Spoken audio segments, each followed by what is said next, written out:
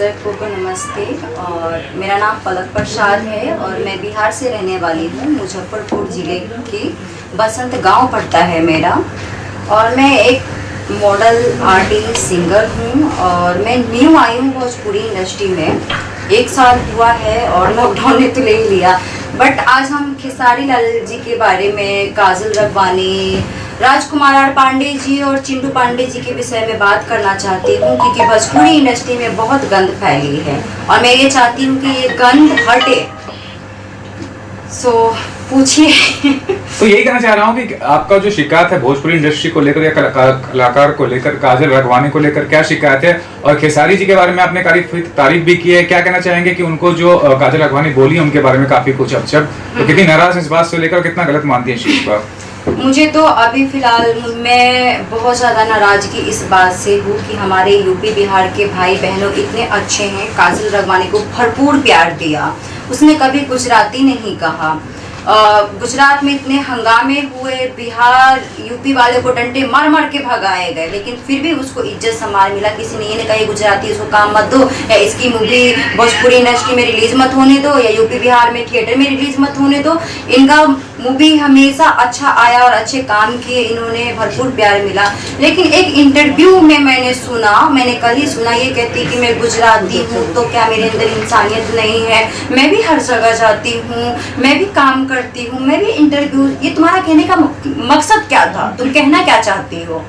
और फिर तुम्हारे वजह से बहुत छोटे छोटे बच्चे यूपी बिहार वाले ये देखते हैं कि इन दोनों का ब्रेकअप हो गया, ये हो गया, तो तुम क्यों हमारे यूपी बिहार के लोगों को तुम यही सिखा रही हो आगे कि ब्रेकअप हो गया, वो छक्का है तो ये है तब वो है। फिर अभी ये बोल रही है, ये क्या बोलते हैं, चिंटू पांडे ये बोल रहे थे कि मैं कभी चाचा को अब शब्द नहीं बोलता हूँ। तो अब शब्द नहीं बोलते तो सटिया गए हो, ये क्या शब्द है सटिया? ये आप बोल रहे हो, छोटे बच्चे भी यूपी बिहार के अभी तक देखेंगे, फिर वो ओ चाचा सटिया गए हो क्या, वो भी अपने चाचा को यही बोलेंगे। तो आप ये सिखा रहे हो यूपी बिहार वाले को। फिर उसके बाद में कहते हो छक्का, तो फिर वो भी कहेंगे किसी न किसी को छक्का। तो यही आप संस्कार है आपके और यही आप हमारे यूपी बिहार वालों को आप दे रहे हो। क्या ये सही है? नहीं है ना। आप लोगों का पर्सनल मैटर रहता है, चोंच मिलाते हो, रिश्ते रखते हो, कुछ भी करते हो, तुम लोगों का आपस का मामला है, तो तुम हमेशा यूट्यूब पे लाइव क्यों आ जाते हो? क्यों फेसबुक पे लाइव आ जाते हो? क्यों वो उसने ऐसा किया, उसने, तुम लोगों के पास और कोई काम नहीं है? जहां जाती हूँ यहाँ वहां पे ये कहते हैं यार भोजपुरी इंडस्ट्री छी इतनी गंदी है, तुम कैसे काम करती हो? तो मैं ऐसे सर कर लेती हूँ। क्यों? तुम लोग बेवकूफों लोगों के वजह से ये होता है, सुनने को मिलता है मुझे। नई लड़की आई, अभी तुम नहीं हो, तुम्हारे फॉलोवर्स नहीं है इतने, अभी ट्राई करो, आगे काम देंगे। वही तुम बाहर की लड़कियों का काम दे रहे हो, तुम इज्जत सम्मान भी दे रहे हो, जैसे कि काजल राघवानी गुजरात की, उसको इज्जत सम्मान भी दे रहे हो। और आज जाके इतने सालों के बाद ये मुद्दा नहीं बनाए मैं गुजरात, तुम्हारा कहने का मतलब क्या है? तब क्यों नहीं बोले कि मैं गुजरात से हूँ तो इसलिए मुझे ऐसे लोग बोलते? तब तो तुम्हें बहुत अच्छा लग रहा था, मजा आ रहा था जब तुम्हें काम मिल रहा था। तुम कहती हो काजल जी कि मुझे पवन सिंह ने ही वो उसके वजह से मैं यहाँ तक पहुंची और उसने ही मुझे फेमस किया, उसने मुझे सुपरस्टार बनाया। पवन सिंह ने ही गाना कर लिया, ठीक है, उसने ही देखा, उसने व्यूज बढ़ा दिए, उसने हर चीज कर लिया। ये यूपी बिहार वाले तो बेवकूफ है, उसने तो देखा ही नहीं, फालतू में तुम्हारे वीडियो देखते हैं। मैं तो ये कहना चाहती हूँ यूपी बिहार वाले लोगों को, अब भोजपुरी इंडस्ट्री को बैंड क्यों नहीं करते हो ऐसी लड़कियों को? क्योंकि एक ही लड़के को पकड़ के रहती है, छोड़ने का नाम ही नहीं लेती, इसलिए दूसरे लड़के को चांस नहीं मिलता काम करने के लिए। ये तुम जैसे लड़कियों की वजह से होता है। आर्टिस्ट हो, आर्टिस्ट की तरह क्यों नहीं रहती हो? क्यों चोच मिलाती हो हीरो से? फिर उसके बाद मिला लेती हो, हर चीजें कर लेती हो, कड़ा करवल जब हो जाता है तब आप तुम्हें दिखता है कि वो शादीशुदा है, बच्चे का बाप है, तो वो तो ये है तो वो है। और अभी एक मुद्दा और सुना मैंने, राजकुमार आर पांडे जी के बारे में बोलते हैं कि मैं सुसाइड कर लूंगा। फिर उसके बेटा एक इंटरव्यू में कहते हैं, चिंटू पांडे जी ये कहते हैं कि सुशांत सिंह राजपूत के नाम लेते हो तो तुम्हें शर्म नहीं आता है? छी, मरे हुए इंसान को तुम लोग बार बार नाम यूज करते हो।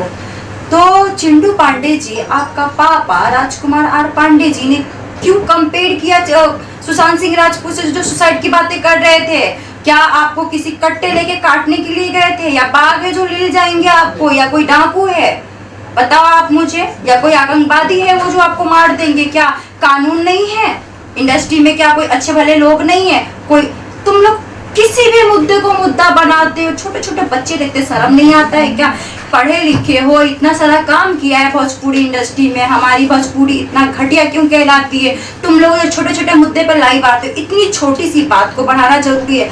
आजकल बॉयफ्रेंड गर्लफ्रेंड फिजिकल वगैरह वगैरह सब चीज हो जाते हैं, फिर ब्रेकअप हो जाता है। यहाँ तक कि मांग में जो सिंदूर डालते हैं ना, और 2-3 बच्चे हो जाए तो उनका ब्रेकअप हो जाता है। उन लोगों का तो खैर अलग ही कहानी थी। तो फिर इतने मुद्दे क्यों बनाते हो? फिर उस लड़की ऐसी लड़कियों को सपोर्ट क्यों करते हो आप? चिंटू पांडे जी और राजकुमार पांडे जी, आपके पांडे परिवार की मैं फैन थी बहुत। मैं मानती थी कि चिंटू जी कितने अच्छे हैं, किसी भी मुद्दे के लेके बढ़ावे नहीं करते, न किसी के घटिया इंटरव्यूज वगैरह देखते हो, ये सब घटिया पंक्ति में नहीं रहते। मैं बहुत अच्छा मानती थी, लेकिन एक काजल के लिए आप पब्लिसिटी में इस तरह से आप आ रहे हो, एक लड़की के वजह से।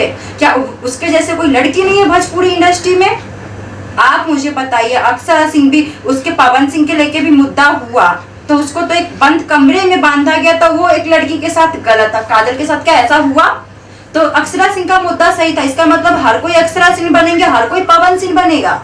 यही तुम लोगों को लगा रखा है, और कोई काम धंधा नहीं है। ये जो तुम लोग जो गंदगी फैलाते हो, इसको हटाओ और अच्छा काम करो। ये भोजपुरी इंडस्ट्री को एक टॉप लेवल पे बढ़ाओ, क्योंकि हम लोगों की भी उससे करियर जुड़ी हुई है। हम लोग नहीं चाहते कि कोई भी हम पे हंसी हाथ थूके, अरे तुम भोजपुरी इंडस्ट्री से, तुम भोजपुरी, हम लोग क्यों सर नीचा करके चलते हैं? तुम लोगों के वजह से तो चलते हैं हम लोग सर नीचा करके। घटिए लोग, सुधरो थोड़ा, मैं ये चाहती हूँ। पलक, ये भी जानना चाहूंगा, ये तो आपने काफी बोला भोजपुरी इंडस्ट्री को लेकर, कलाकारों को लेकर, थोड़ा आप खुद क्या नहीं बताइए कि क्या काम वगैरह किया आपने? म्यूजिक वीडियो भी किया है, मॉडलिंग भी किया है, फिल्मों में भी काम किया है, कुछ अपने विषय में जानकारी दीजिए आप। देखिए सर, मैं तो शुरुआत मॉडलिंग से की हूँ।